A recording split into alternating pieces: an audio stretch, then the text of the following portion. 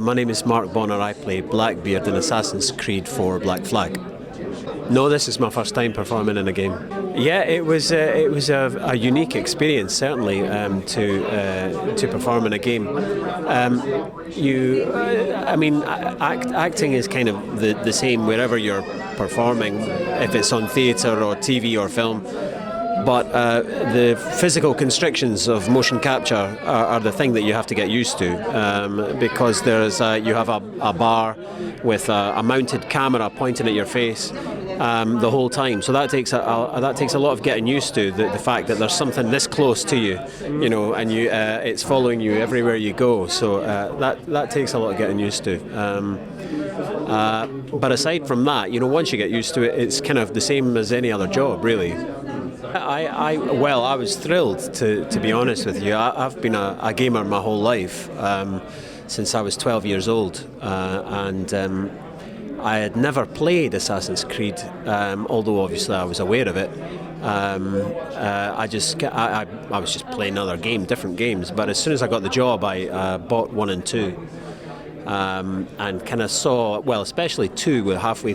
I'm kind of halfway through 2 now, but I began to understand what all the fuss was about. It's a really, really fantastic, unique. I can see why it inspires such devotion amongst its fans. It's wonderful, and I count myself as one. Yes. Yeah. No, I agree with that. I mean, I played Assassin's Creed 1 for I don't know how many hours. Not long. I mean, I got a certain amount of a certain way into the game, and then kind of lost interest a bit and decided to start 2 anyway, because I wanted to play them through. I wanted to sort of do them in order.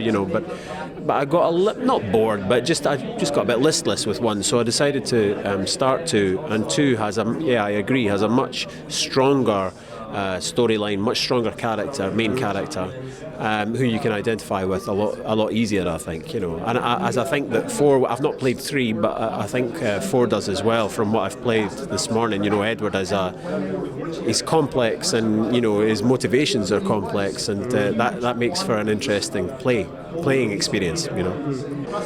Chuffed is the answer. Really chuffed. I was very happy to get the role. I mean, it's he's probably, if you chose your top 5 historical characters to play, if you were an actor, you would probably, he would be amongst them, I think. And so it was a dream come true, really. And you have ultimate license to try anything, really, because he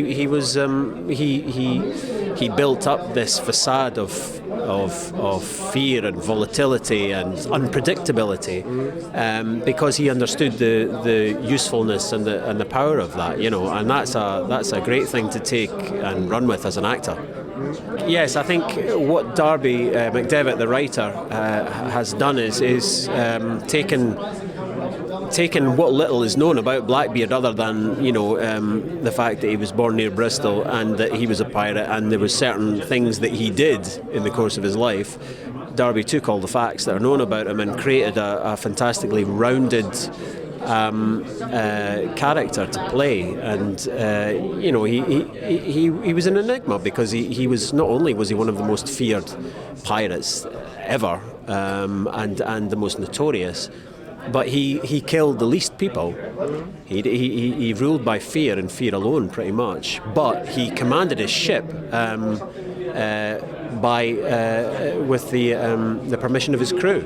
They took votes. It was a democracy. In the sort of, almost in the purest sense of the word. He was a great leader, I think, of men, and a canny person. He was a very knowledgeable, very quick to learn, and canny. There are some roles that you relish, and this was definitely one of them. It's a lot of fun to do something like this, and very rewarding as well, because you're not only engendering fear and terrifying the living daylights out of people, but you get to show a sensitive side to the man, if that, maybe not sensitive, but he develops a close bond with Edward, and that's a very interesting process, as an actor to be able to do that kind of, to be able to show those extremes, in one character.